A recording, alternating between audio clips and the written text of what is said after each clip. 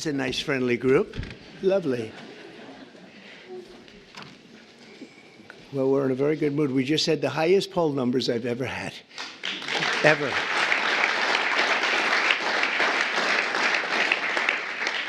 And actually a record for a Republican. Now, I don't know about have they checked the Democrats too, but we have a record so far for a Republican. Now, it's 4 weeks. We have a lot of weeks to go. We want to finish that way, right? But I just want to thank everybody because you've been really amazing. The job you've done has been incredible in terms of this 4-week period. It's been a very somewhat historic 4 weeks, and we have a couple of things in the works. We're negotiating with Russia, Ukraine, trying to get that horrible situation over with. It's terrible. It's just so terrible. I see pictures that you fortunately don't get to see. You don't want to see them. And that is a killing field. You have young soldiers being killed, thousands a week, and we got to get it over with.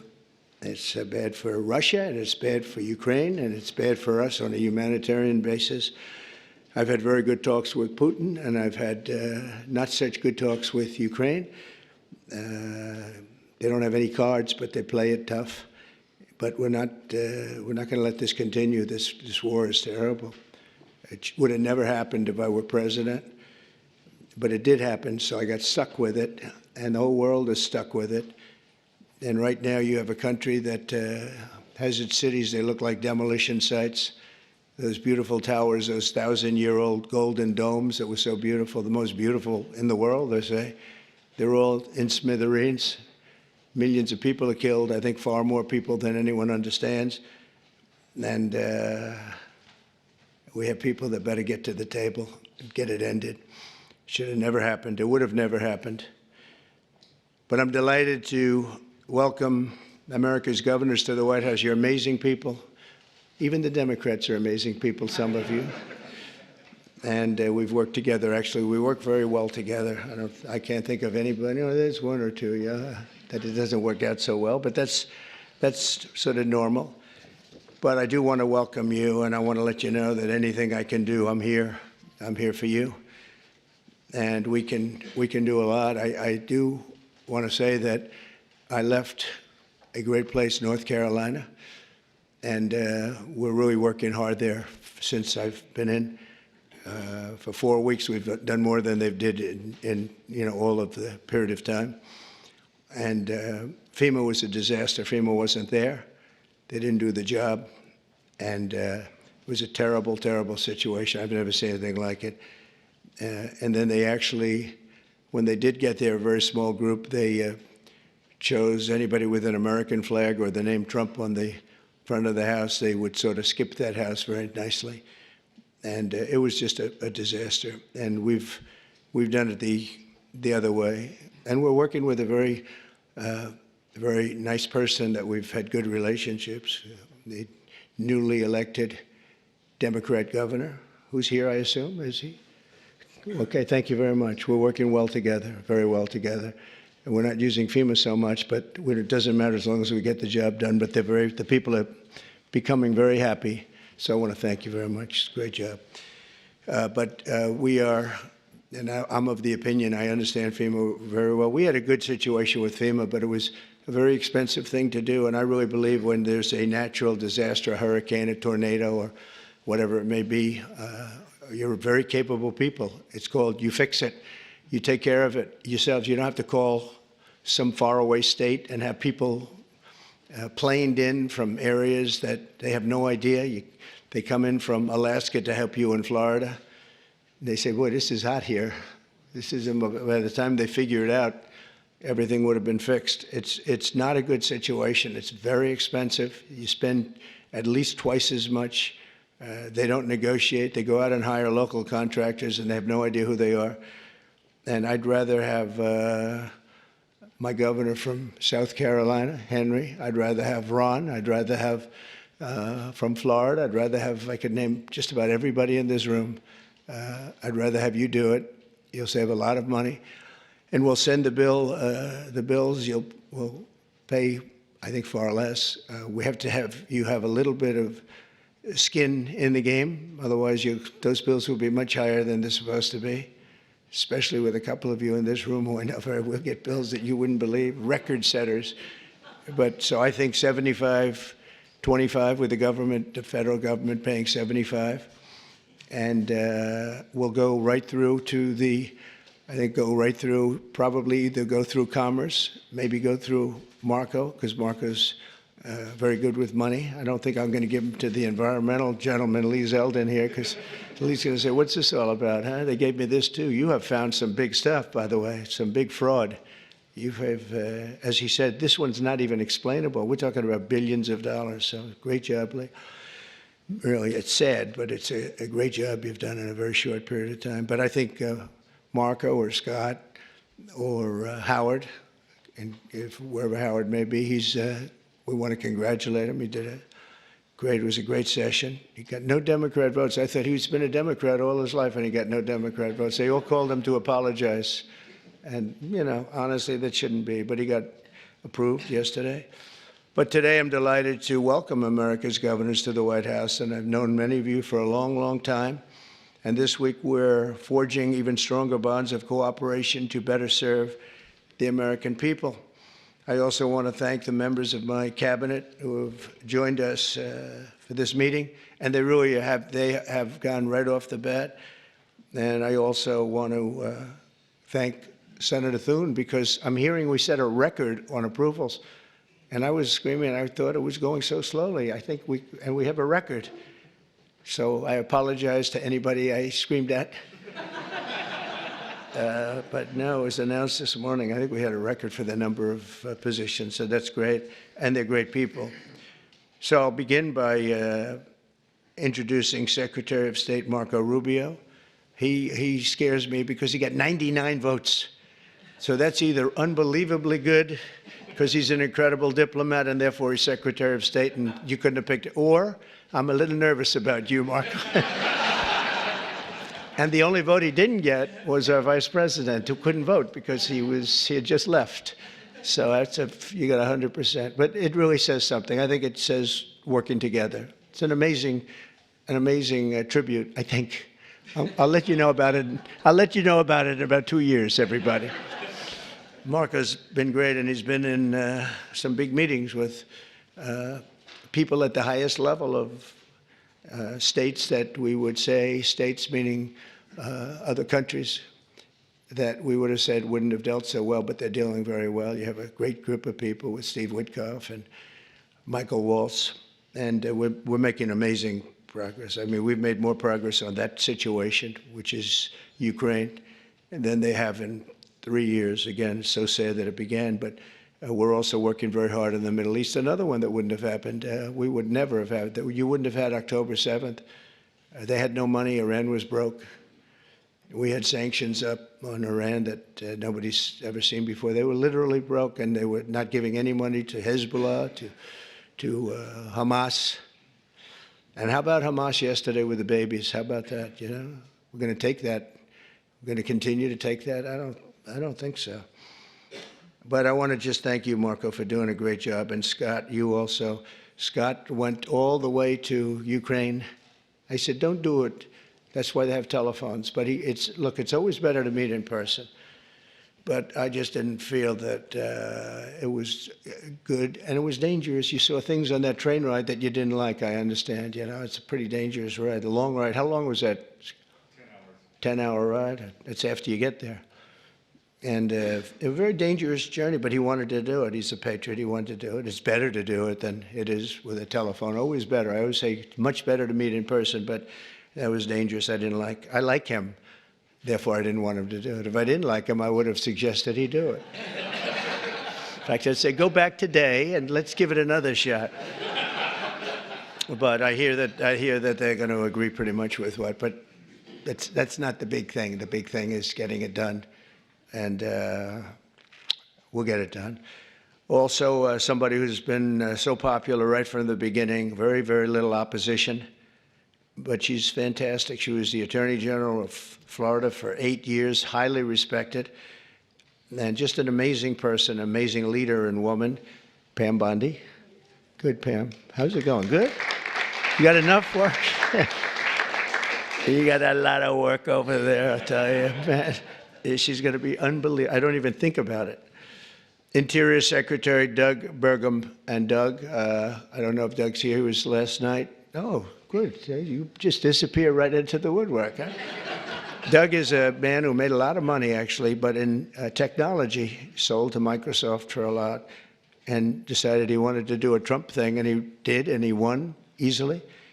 And he became a great governor of North Dakota, and really good. And he was all of a sudden thrown into the oil business, right? And he took that to a level that nobody ever thought possible. The job you've done there has been amazing. And I watched he ran.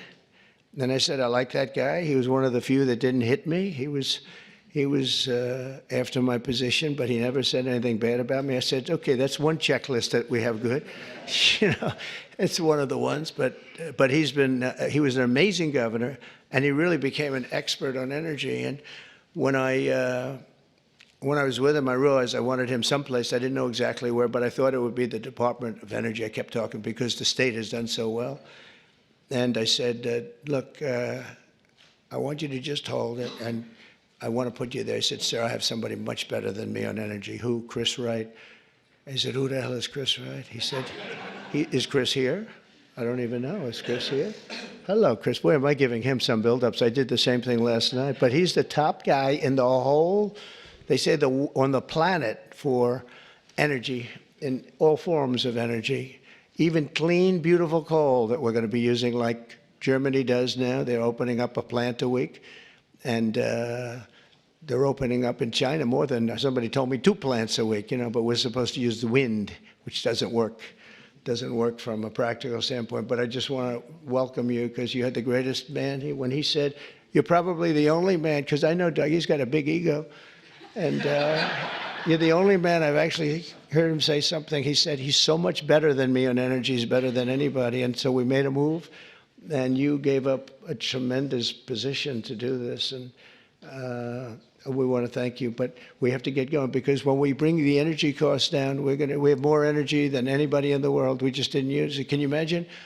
Biden set us up in Venezuela instead of taking ours, so that we go to Venezuela where they'd have very heavy stuff, and we have the best stuff in the world. We have more liquid gold, and it's really great liquid gold too. We have more under our feet than anybody else.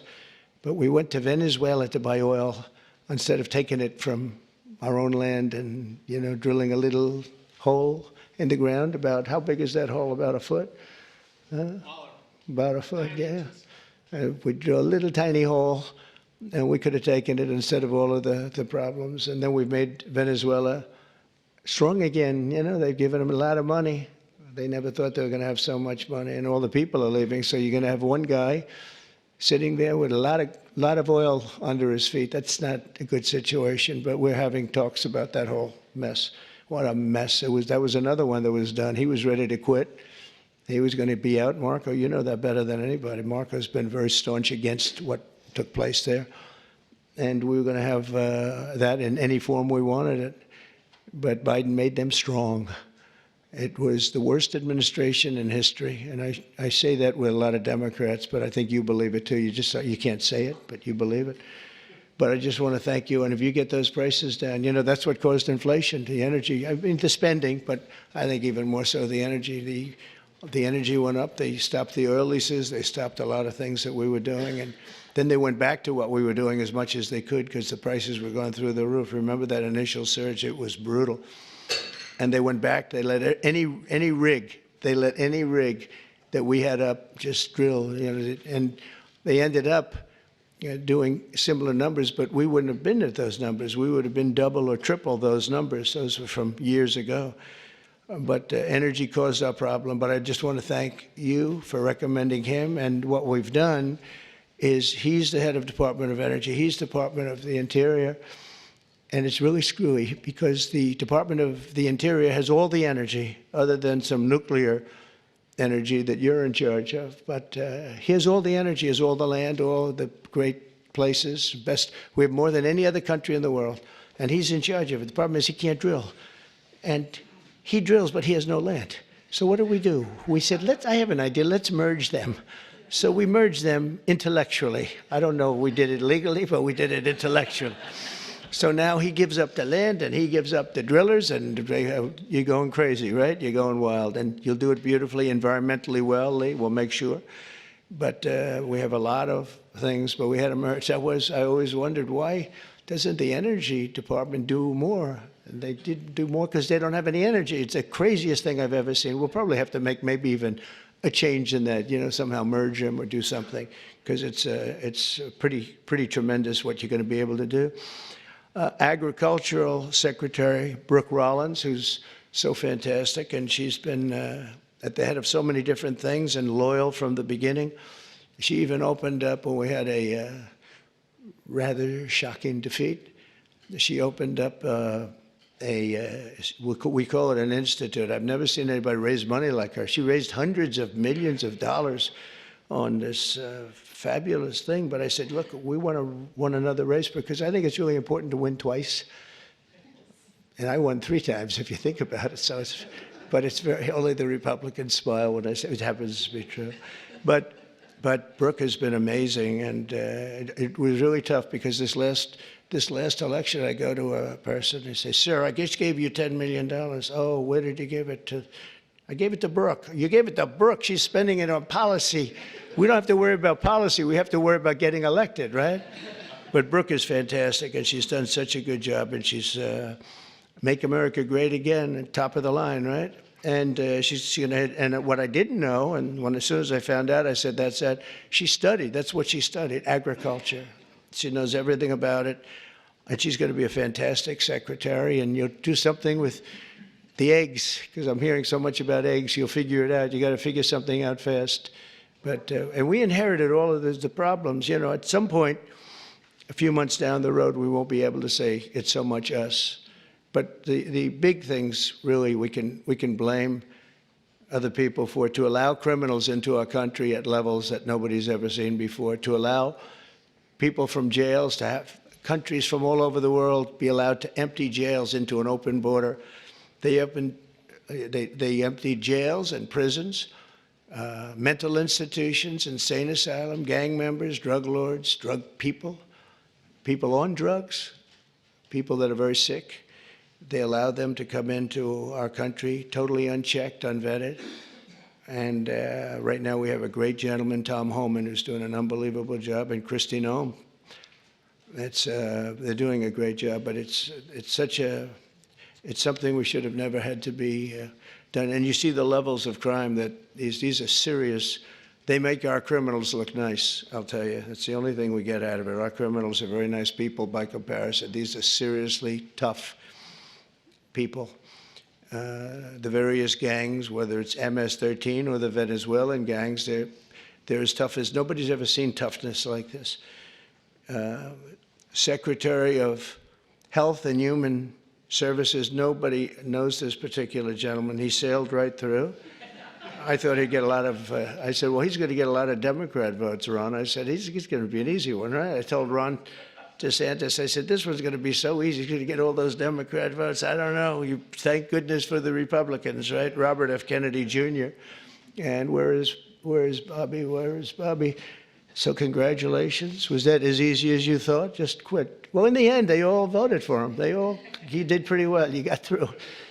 But, we have one stat that I quote, the autism stat. And you hear different numbers, but it's thousands. They say between 10 and 20,000. So if you go back 15 years ago, we had like nobody. It was 1 in 20,000. Now we have 1 in 34. Is that right? 34. So 34 or 36 kids have autism. And if you go back, I guess 18 years, that whenever that was done, it was 1 in 20,000. So we got from 20,000 to 34, 36. That's unbelievable. So there's something wrong. There's something wrong. We've done something wrong. There's something, you're going to figure it out. Maybe it's a spray that we spray all over the place that nobody else does. Other countries don't. The Pennsylvania Dutch, they don't do anything, and they're amazingly healthy. And he understands. He's working with Dr. Oz, who's a really smart guy. I know him very well. And those two guys are going to figure out, and they're also going to figure out why in the United States we pay $1,300 for a drug, one that we were talking about, and in London they pay, literally they pay $200, even less. $88 I heard in one case yesterday. They pay $88, we pay $1,300 for the exact same drug from the exact same factory, from the same plant where it's made. We've got to figure that out. So I hope you focus really a lot on the cost too, because Americans are being screwed, and it's no good. They're not going to put up with it.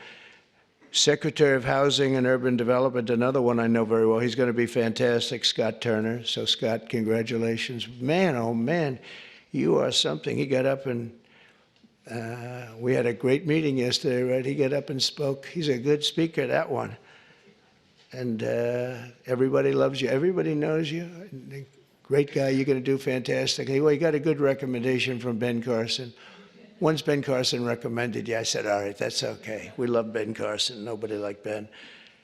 Secretary of Energy, I introduced, Chris Wright, and Secretary of Veterans Affairs, Doug Collins. I know Doug so well. Oh, where's Doug? Where's Doug? That voice during the Mueller hearings, that beautiful voice. Do you know, remember the catastrophe that every Democrat remembers this, when Mueller went to testify?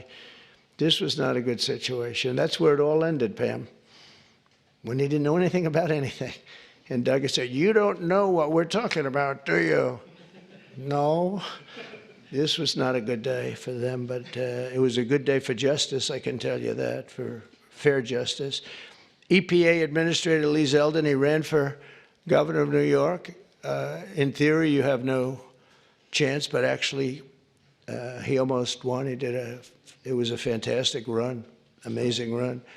And he's very smart. He was a congressman. He was fantastic on the hoax, the various hoaxes I had. I had a lot of hoaxes, so many I don't want to name them all. We don't have enough time. But he was always very strong, great lawyer, tremendous lawyer, and also a big believer in the environment and keeping it good and clean and healthy.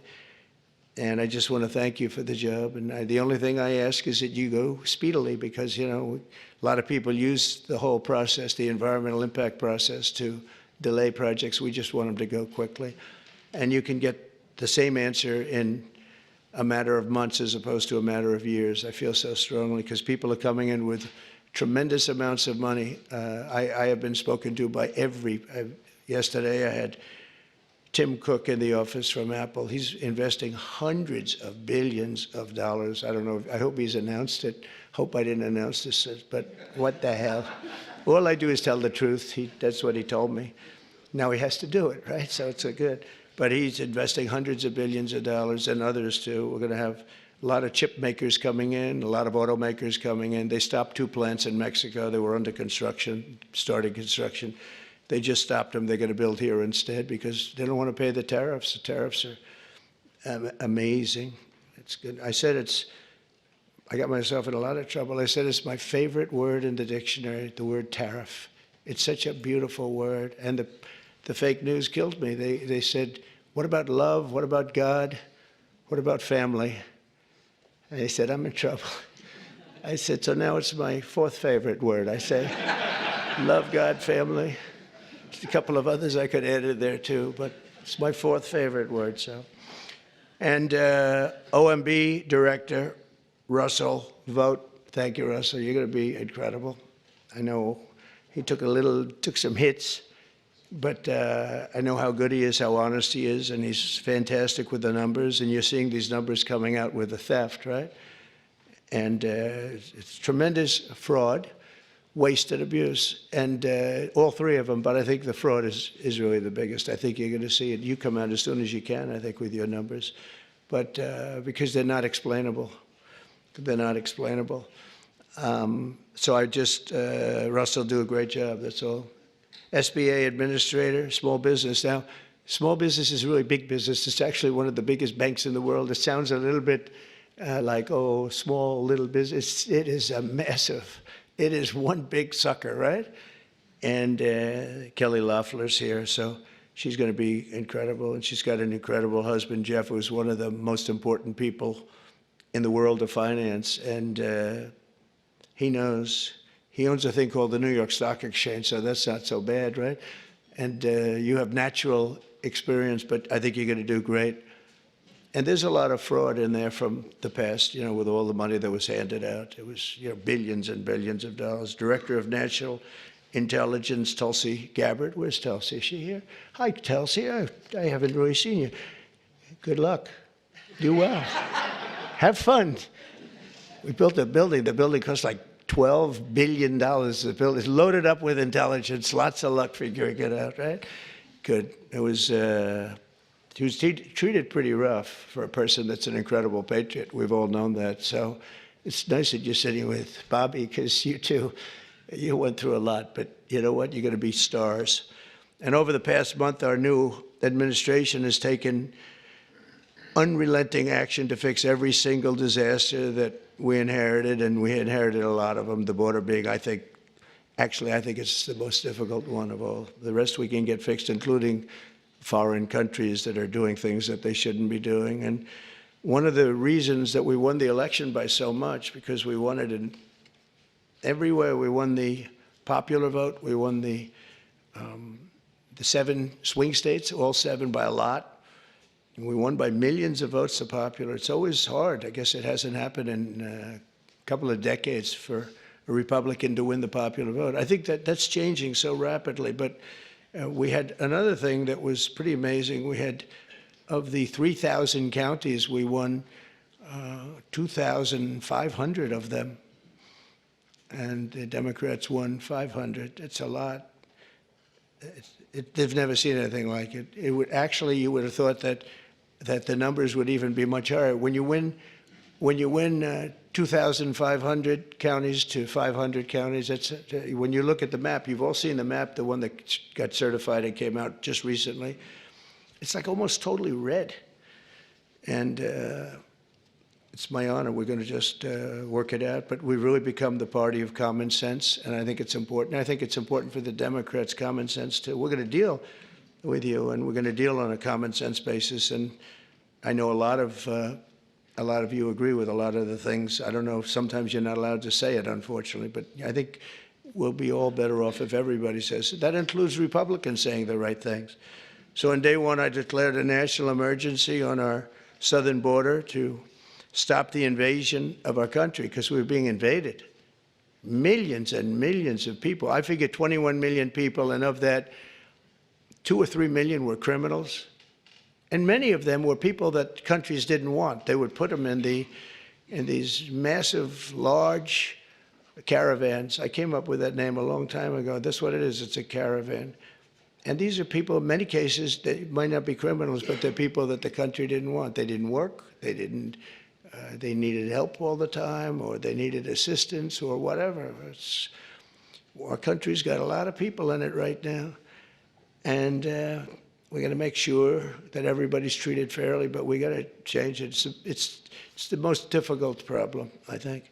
Additionally, the heroes of ICE have been really hunting down the really bad ones, and we are going. They're incredible people. ICE. They were being shunned by Biden. They were being mocked.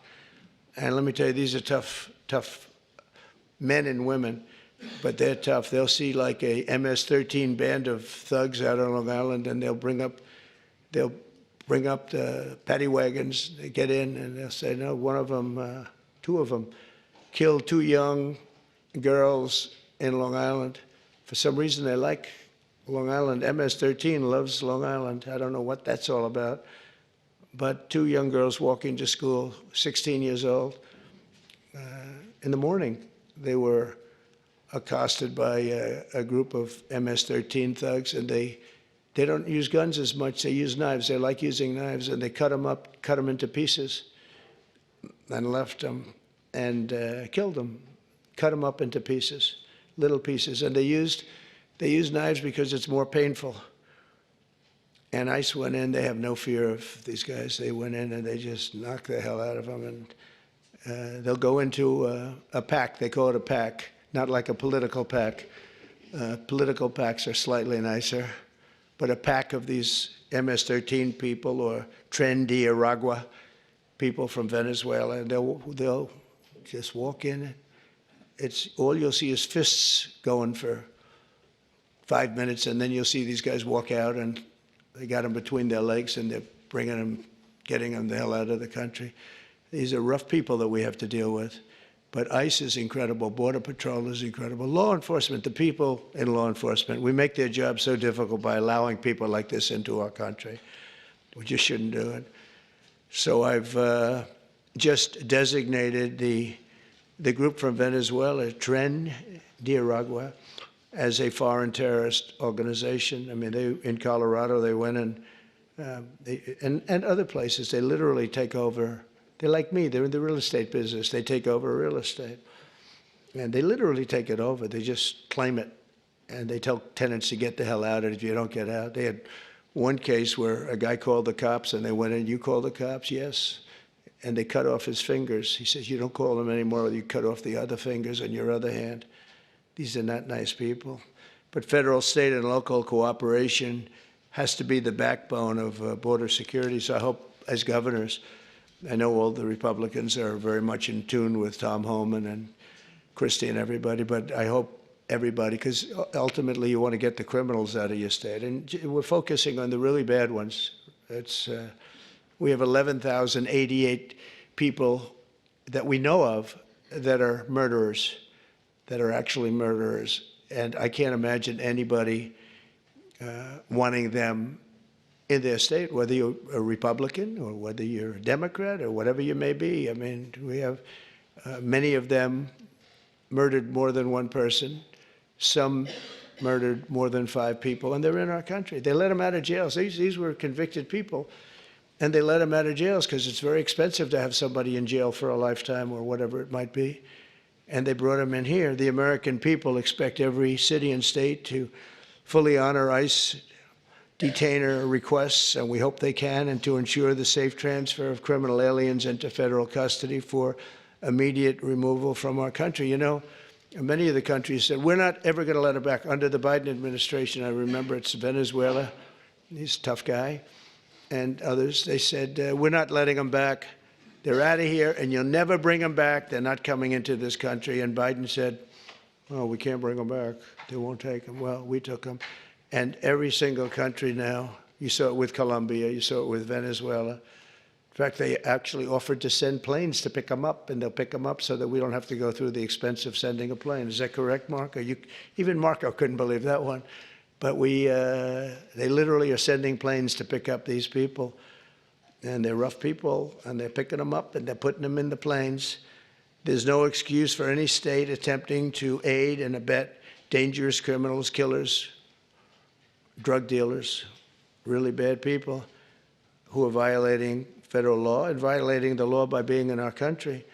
To combat inflation, I declared a national energy emergency, and we had to do that. One of the things we've done is by doing that, we can go very quickly. You know, a lot of companies are coming in, but they need tremendous electricity, amounts of electricity. Who would have thought, Doug, right? But they need more electricity for AI than we have right now in the country. In other words, we have electricity now for the whole country. They need that just for that one industry. So they're coming in with, and we're going to be leading. We're now leading on that. We've really opened it up, and I hope it's good. But we opened it up, and we're leading China by a lot. But China's giving them tremendous electricity because they do whatever they want to do. But we're working with Lee. And I've told these people they're going to spend hundreds of billions, trillions of dollars, actually. So I need double the energy that we have right now, and even more than that, from what I'm understanding, which is hard to believe. In other words, take every car, everything, every building. We need, whatever it is, 100% of the energy. We need that amount just to be in the #1 position. And we need really more than that to really dominate, which I think we'll be dominating. But I told them, and they can't believe it, I said, we're going to get you quick approvals, and you're going to build your own electric plants so that you're going to create your own electricity when you build your plant, which will be massive. These are massive plants. But when you build your plant, we're going to let them build an electric generating plant where they build like a utility. In other words, instead of using Con Edison, like we have in New York, hello, Governor, nice to see you back there. And we do have Con Edison, and they don't do a bad job, actually. But, they could be a little cheaper with the price, perhaps, but they don't do bad. But we build our own utility. They can have their own utility. If they have any extra, they can put it onto the grid. But this way, they're not subject to a bad grid or a dangerous grid or a grid that gets taken out by bombs or war or anything else. So they actually couldn't believe it. They said, "You think you could get that approved?" "Yeah, I'll get that approved very quickly." They couldn't believe it, and they're so happy. And they're going to do some in Virginia, some big ones.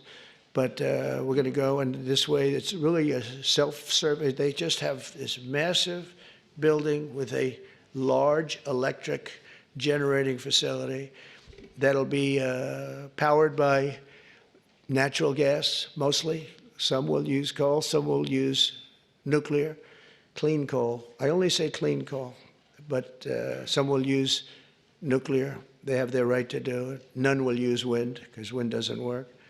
It's just terrible how an environmental person can like wind. It kills the birds. It's very expensive. It's 7, 8 times more expensive than other forms of energy. Every wind turbine in the country that goes up needs massive subsidies.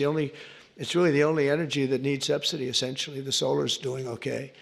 So it's the only one. But to combat inflation, I declared that national energy emergency, and we're going to unleash the liquid gold under our feet to bring the prices way down. That's going to happen. And again, we're going to have a big part of that's going to be natural gas, which is very, very clean, and clean coal. We're going to do as many forms of energy as we can. And it's going to be something I think everybody knows, and you're going to call me or anybody else if you have difficulty or problems, but you're going to have levels of business being brought to this country that you've never seen before. The tariffs are bringing them more than anything else. The country's bringing them, but the tariffs are bringing them. They hadn't been here, and we're creating tremendous tax incentives. But the biggest incentive is they don't want to pay 100% tariff or 200% or whatever it may be. And as you know, we're going to be announcing tariffs on cars from foreign countries of 25%. That'll be done in probably April 2nd. I was going to do it April 1st, but I said, I don't like that date. It's going to cost a lot of money to wait one day. You know, I don't know. What do I do there, Pam? Maybe should I do it just April 1st? It costs a lot of money, that extra day, Marco. You figure what that costs. Let's do it April 2nd, right? I just don't want to take the abuse. We created the new Department of Government Efficiency, which you may have heard about, DOGE, which is now waging war on government waste, fraud, and abuse. And we've begun the largest deregulation of industries and other things. It's proper deregulation that has ever done. I lead the way on my first 4 years. We did more deregulation than any other president in history. And I brought a little list along that I thought I'd just read. Some of the places, when you mentioned DOGE, some of the places that this money has gone. And these are the ones that I feel I could read. There are some that are so nasty and dirty and horrible that I don't want to really read them, because I assume they have television on. We have a guarantee they do.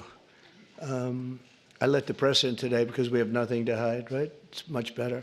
They said, "Do you want to let the press in?" I said, "Why not? You think Biden would do that?" I don't think so. $520 million was given for a consultant to do ESG, that's environmental, social, and governance investments in Africa. $520 million, $25 million to promote biodiversity, conservation, and social responsibility behavior in the country of Colombia.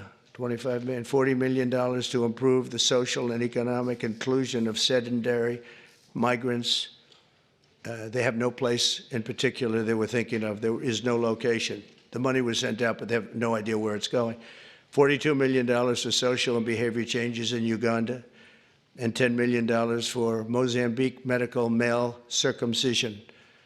People that want to be or have to be circumcised in Mozambique. $14 million for improving public procurement in Serbia.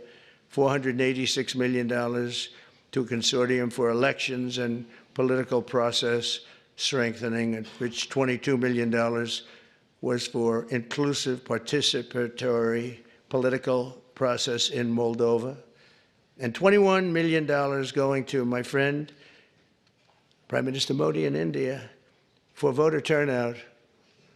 We're giving $21 million for voter turnout in India. What about us? I want voter turnout too, Governor. $29 million to strengthen the political landscape in Bangladesh. Went to a firm that nobody ever heard of. Got $29 million. They got a check. Can you imagine? You have a little firm, you get 10,000 here, 10,000 there. And then we get $29 million from the United States government. They had 2 people working in that firm. 2 people. I think they're very happy. They're very rich. They'll be on the cover of a very good business magazine pretty soon for being great scammers. $20 million for fiscal federalism, and $19 million for biodiversity in Nepal, and $47 million also for improving learning outcomes in Asia. Asia got a lot of money. $50 million plus another $50 million for condoms for Hamas. They gave $50 million, and it worked out so well, they gave another $50 million a little bit later. Condoms, $100 million for Hamas. And we're also uncovering outrageous incompetence and fraud in the Social Security, and I read this last night, so Governor, you're going to be bored hearing this, but you know, you never get bored because it's not possible to even believe it. So if you live 100 years, it's a long time, but let's assume that they had millions and millions of people living, because they have like 10 million people in the Social Security living. But let's go over 100. So now you're more than 100 years old. We have 4.7 million Social Security numbers, people from the age of 100 to 109. So if you're 100 to 109, we have 4.7 million people on our Social Security rolls, right? That's a lot of people. I knew one guy was 100. The great Lenny Litwin, he was a builder in Manhattan. He lived to 103. You knew him. He was one of the greatest builders. He was so happy. The reason he lived, he loved building. He'd build a building a year, right?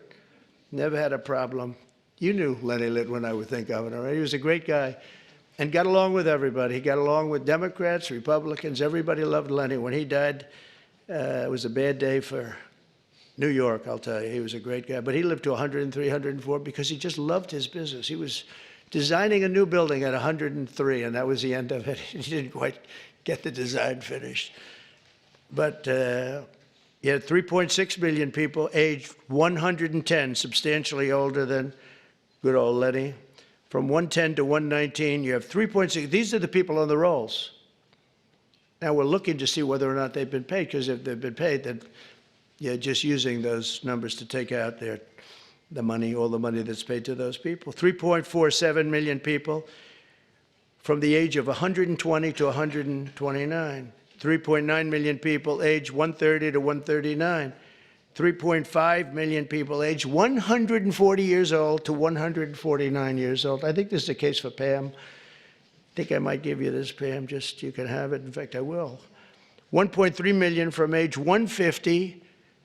There's 1.3 million people, they're saying, are alive and receiving Social Security. Now, that's the only thing we're checking. Are they receiving it? Because if they're receiving it, that makes it much worse. If they're not receiving it, that just makes it incompetent. They shouldn't be on the rolls. And the only thing good about this is that when we take all these people off the rolls, and we have tremendous fraud underneath, people that are 80 and 60 and 50 and everything else, but this is really incredible. 1.3 million from 150 to 159, and over 130,000 people are on the rolls of Social Security over the age of 160 years old, including 1,039 people between the ages of 220 and 229. So we have, think of that, we have 1,039 people who are 220 years old to 229.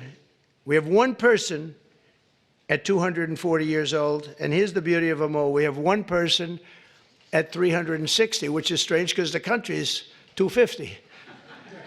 So it's been there 110 years older than the country. Here, Pam, you better take a look at this. That's much better for you than for me. Now the question is, are they getting paid? Because somebody maybe is getting paid. Yeah, I have a feeling you were. I said, what a convenient thing. This is so nice.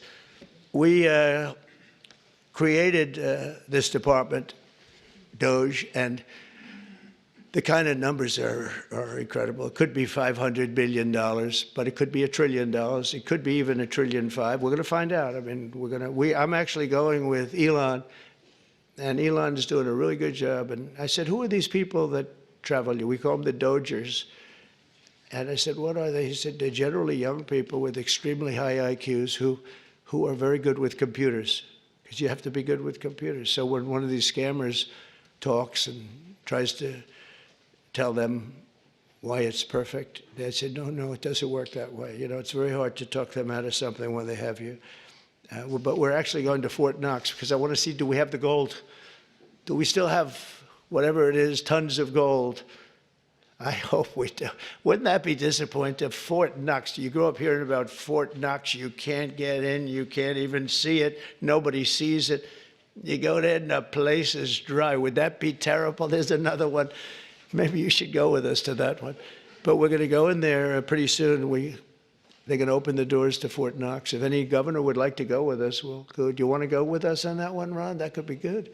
Could be interesting. Can you imagine if we open it up and there's no gold? Well, I think there will be. For one reason, it's really heavy.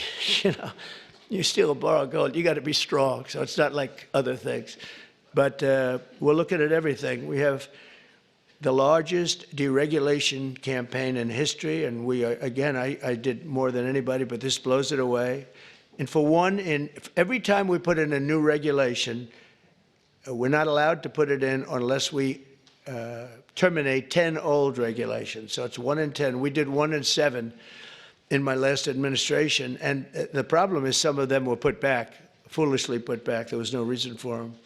So if you truly want a turbocharged economy, you have to do that, and you have to get rid of the regulations. I think one of the reasons before COVID, and we did a great job with COVID and it was a hell of a thing for all of us, everybody here. But some countries will actually never recover for what they went through. But we ended up giving back. When we turned over the reins, the stock market was higher than just previous to COVID coming in, which was an amazing achievement. But we were, just prior to that, I would never forget, I was sitting down with 2 consultants, the 2 great pollsters. They said, sir, this economy is so good. We're the greatest economy in the history of the world. We were doubling up China.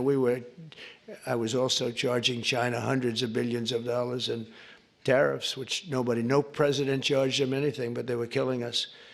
But we were beating everybody. Everybody said that in 2018, China was going to overtake us as the biggest economy in the world. And by the time I got finished, we were so much bigger than China, and we still are now. But another 4 years like we had just passed, you will have China being much bigger than you. There's no reason. If we have a smart president, there's no way that they should ever be able to catch us.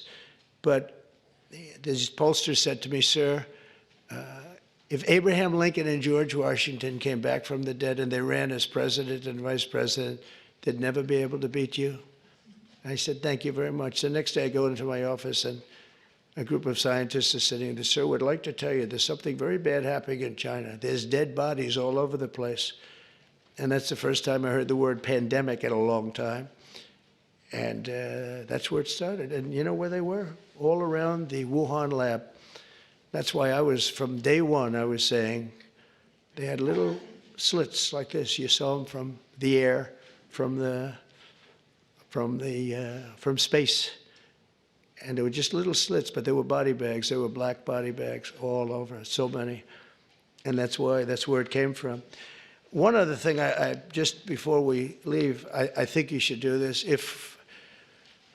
For my safety and security and for the good of our nation, you should do it anyway, regardless, even if it costs 10 times more, but it actually costs you just a tiny fraction. If you went to paper ballots and you're voting, and I would hope that every Republican would, so it costs exactly 8% of what the machines cost. These machines, they got something going. They got They get business. It's amazing. So paper ballots, and paper is very sophisticated today. Paper, it's called watermark. It's impossible to copy, impossible to cheat. It's actually hard to believe that a piece of paper is highly sophisticated, but it's watermark, and it's it's amazing actually when you see it. You can't cheat. But if you went to paper ballots and same-day voting, and if you went to voter ID, and also one other thing, you want a proof of citizenship, those four things: proof of citizenship, voter ID, paper ballots, one-day voting. And if you went to two-day voting or three-day voting, but some of these states, you had 64 days. You know, California just finished up just a short while ago. They were voting a week and a half ago. They're trying to finish them up. And other states, too. They were weeks after the election. I mean, if that were a close election, you'd have to wait for weeks and weeks and weeks. You got finished fast, Brian. Thank you for your help. We did very well in Georgia. That was very nice. But some of these states, if you had a close election, you wouldn't know who won. And then, you know, once that happens, then you really never know who won.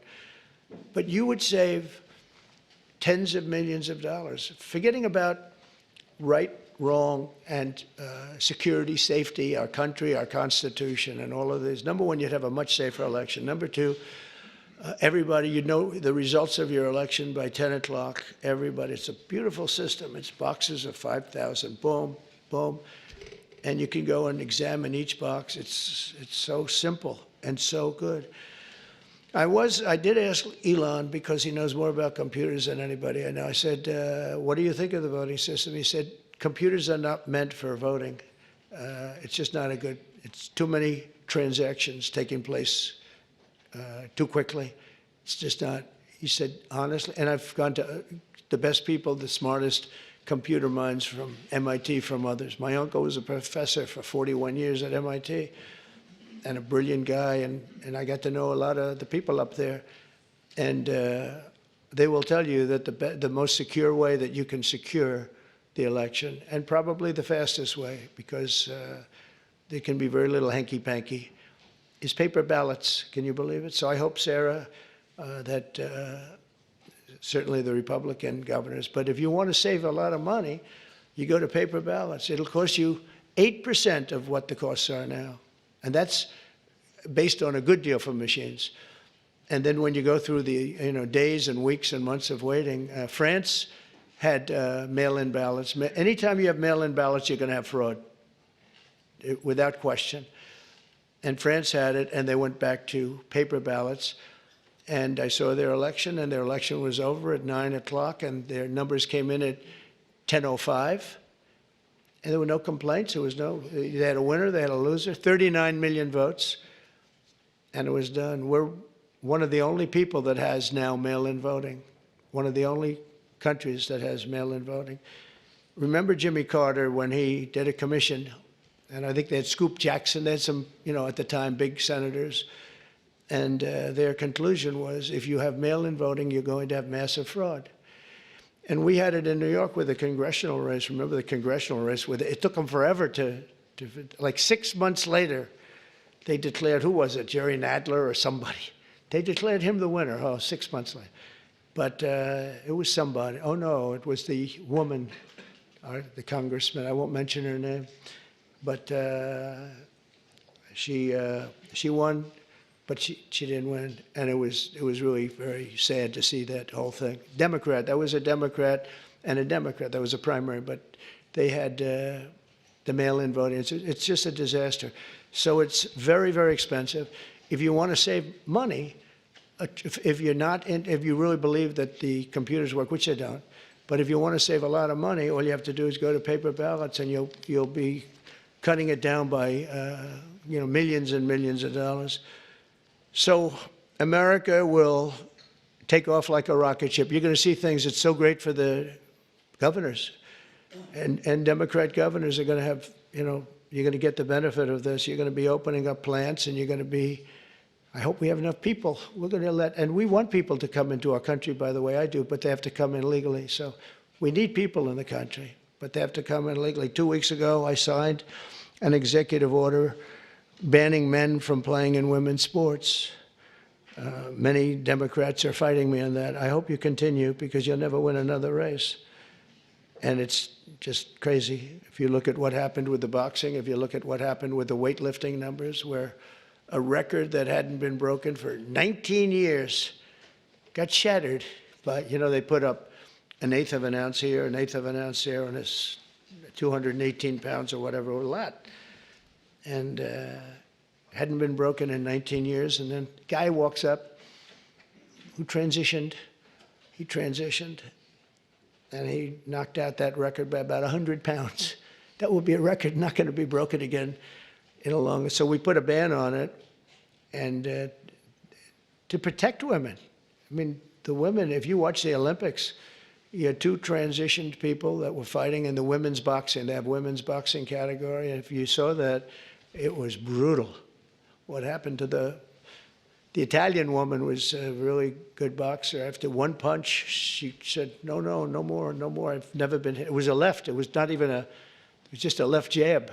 She got hit so hard, she said, I can't do it. They forced her to go out. No, go out again. You'll do it. Goes out again, gets hit again. No, that's it. She didn't want to die, and it's crazy. But the NCAA has complied immediately, by the way. That's good. But I understand Maine. Is Maine here, the governor of Maine? Well, are you not going to comply with it? I'm complying with state and federal laws. We are the federal law. Well, you better do it. You better do it because you're not going to get any federal funding at all if you don't. And by the way, your population, even though it's somewhat liberal, although I did very well there, your population doesn't want men playing in women's sports. So you better comply because otherwise you're not getting any federal funding. Every state, good, I'll see you in court. I look forward to that. That should be a real easy one. And enjoy your life after governor because I don't think you'll be in elected politics. Every state has a responsibility to comply with Title IX. They have an obligation, a legal obligation, and we'll be enforcing aggressively, and we're going to be protecting our citizens. We're going to protect. So just to end, this administration has been fighting for parents' rights and universal school choice. We want to do something that I think many people in this room want, and even if you don't, I think you do want it, but you might not be able to say it. We want to move the schools back to the states so that Iowa and South Carolina and Georgia and all these states can run your own school system. And you'll do a fantastic job, Kim. You're going to do great. I mean, I use your example because you're so much into the education, done a great job with school choice, and you'll do your school choice. That'll be the easy thing. But we want to get it back, take it away. So just some stats. So at last, it's usually we're 38, 39, or 40 out of 40. They take the 40, I guess, biggest, most important, whatever it might be, but 40 countries. And we were 38, 39, and congratulations, but 2 months ago, 3 months ago, we hit number 40. So we were last in terms of education in the world. And we were first in another category, though. We were first in cost per pupil. So we spend much more. And by the way, second wasn't even close. So you have Norway, Sweden, Denmark, Finland, China. So there goes the big country theory, right? They have 1.4. They're rated number 5. That's a little bit scary, isn't it? But they're all rated well, spend much less per pupil than we do. We spend the most per pupil and we're rated less. Think of that. Can anything be worse than that, Sarah? Huh? So what happens is we are going to make a very strong push on closing up the Department of Education. We'll have one person sitting there just to make sure that they're teaching English, reading, writing, and arithmetic, okay? Just, that's all. The rest of it is up to the governors. We have great governors, really smart people. Brian, I think you'd love to have it in Georgia because you could do a great job. And you're being told, Ron would love, Ron sitting there saying, oh, give me the education. You're being told by people in Washington that don't know much about your state and maybe don't like your state, maybe don't like you, maybe don't like your pupils, about what they should be doing. And I'll tell you what, we will compete. Many of our states, I figure 35 of them. We're going to have 35 great ones. We're going to have 5 that are okay. Then we'll have another 5 that are blah. And then we're going to have 4 or 5 not so good. But in a place like New York, we could take it as an example, Westchester County. You go Westchester, Suffolk, you go out on Long Island, you do upstate New York. You break it up into quadrants, Manhattan. But I think you could do a great job. I think the states will do a fantastic job. And we send the money directly to the states. And we're not looking even for the cuts, but you'll spend a lot less money. You're going to spend a lot less money. As somebody that spent a lot of time in Washington over the last number of years, it seems like every building is a Department of Education. But I'm saying, what do these people do? What do they do? But if we could send education back, and Linda, as you know, is going through the process right now, and I think she's doing really well. She's great, Linda McMahon. And I said, Linda, you're trying. I really want you to do a great job, but you're really only doing a great job if you have no job by the time we finish. You have to create no job for yourself because we want this to go back to the states, and she agrees. And if we can do that, I think it's going to be one of the most important things we can do. So the governors, the people in this room, Democrat, Republican, will run their own school system, and we'll back them 100%, and we'll pay like we do now. But I think we'll end up having to pay probably half. But that's not the reason I'm doing it. I'm doing it because we give really bad education. And as far as the teachers union, I love teachers. And I imagine unions might form in some of these places, and if they do, that's fine, you'll deal with it. So this isn't against unions, it's because I won unions. I won the Teamsters. When you win the Teamsters, that's serious. But I put in a person as Secretary of Labor who I really did it because the unions treated me so well. The auto workers, so many of the unions, the firefighters, the police unions, I got like 98% of the vote. We're looking for the other 2%. Nobody can find them.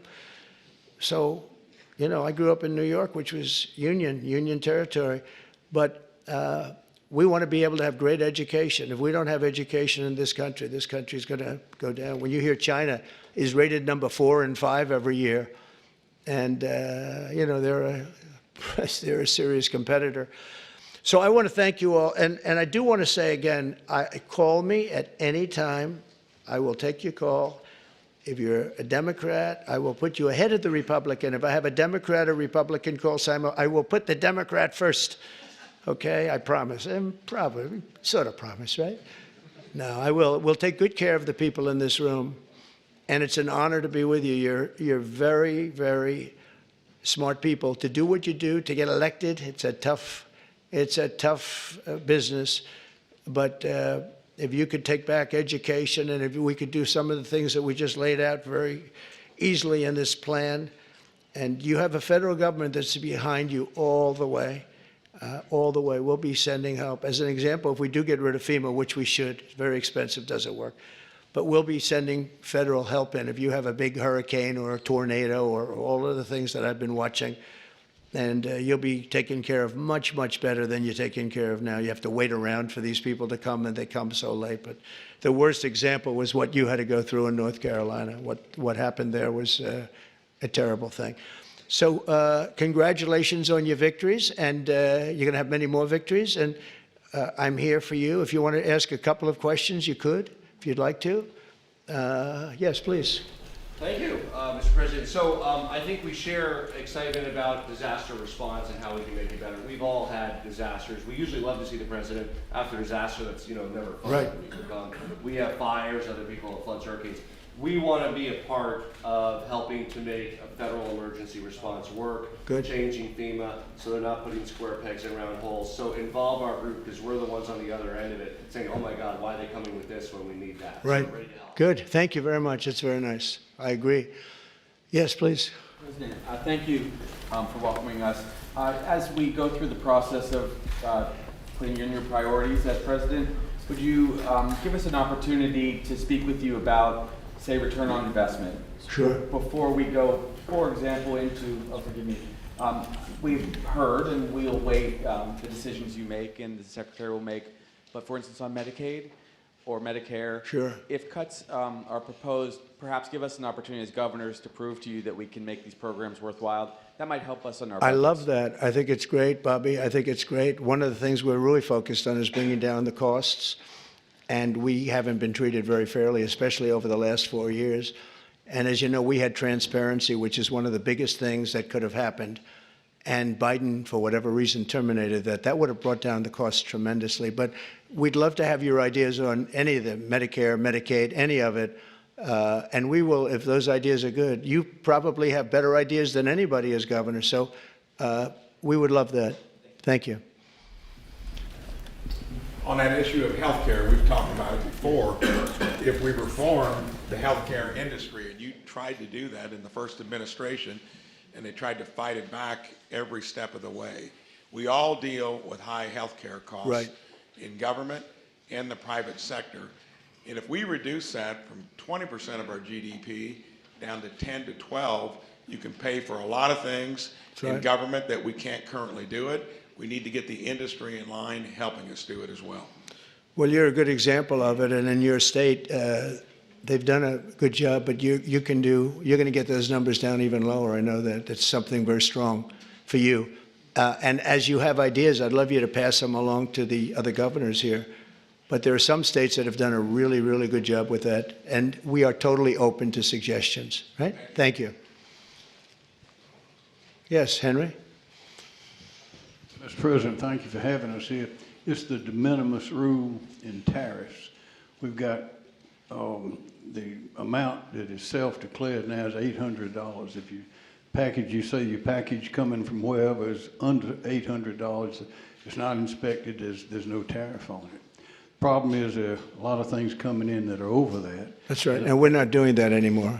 And also there's fentanyl coming in, Yeah. I think, to all of these states. That's a real problem, and I think that everyone is sharing that. Thank you, Henry. So I had a deal with President Xi just prior to leaving office, but before the election, that President Xi was going to give the maximum penalty to anybody sending fentanyl into the United States. His maximum penalty is death. If you notice that every country that has the death penalty has no drug problem. They execute drug dealers. And when you think about it, it's very humane because every drug dealer, on average, they say, kills at least 500 people, not to mention the damage they do to so many others. But they kill large numbers of people.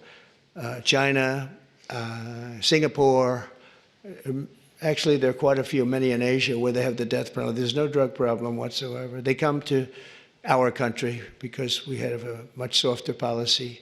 We give them a slap on the wrist and say, kill a lot of people.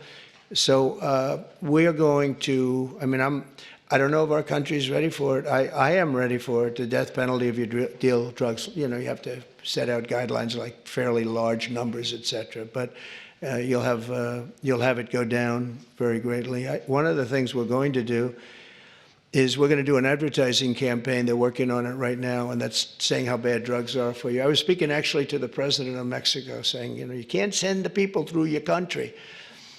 And I said, you know, you're not a big drug-taking nation. You send us plenty of drugs, but the people aren't drug-taking. And she said, yes, we're not a consumer nation. That was a very interesting term. And I said, so why aren't you? What are the reasons? Why is it? It's true, Mexico, they don't have a lot of drug problems in terms of taking the drug.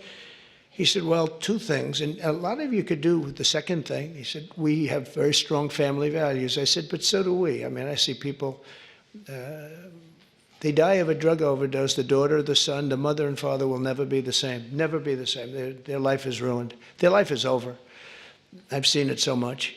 So we have strong family values, also family members and relationships, just as strong as Mexico. What's the other? Well, we spend a lot of money on advertising saying how bad drugs are for you. And I said, oh, I never learned anything on phone calls. This time I learned something. I said, you know, I never thought of that. Because we set up like committees, and you can't have the death penalty, I guess, but I don't know, someday somebody's going to get sick of it and do it, and you won't have any drug problem in this country. But, and you can do it on an individual state basis for the governors in the room that want to do it, but you will not have a drug problem in your state if you did it.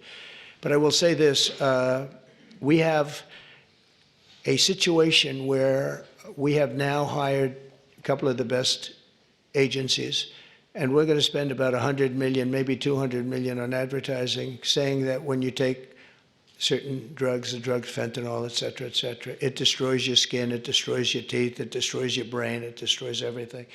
And really horrible commercials. I mean, I've seen the first of them, and they are brutal. They are brutal. And when some young kid is sitting down watching this commercial a couple of times, I really don't think they're going to be taking drugs. So I think that this is, I mean, this is a big statement, but I think we can drop it 50%, 50, by doing this. And I give her credit. She was talking to me about it, telling me about it. But I knew immediately as soon as she said it, it was not, she didn't have to say anymore. She went on to tell me different things, but it was just the concept of it.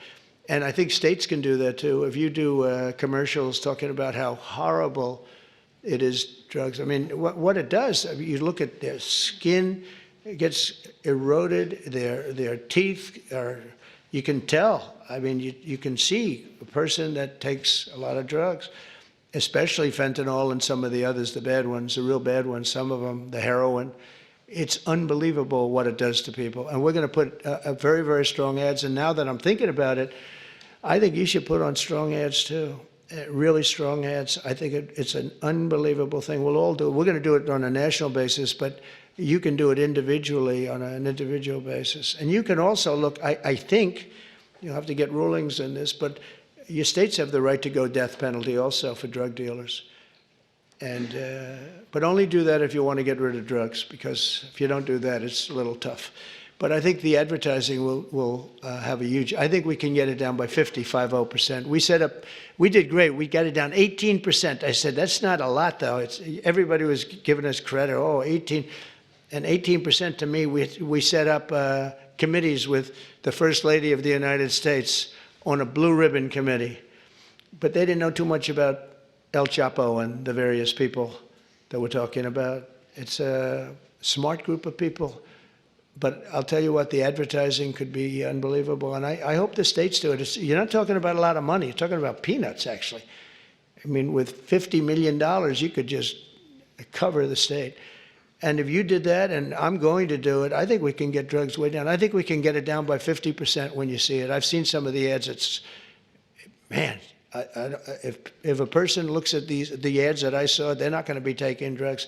So good question. Thank you, Henry, very much. How about we'll do one more? Yes, please.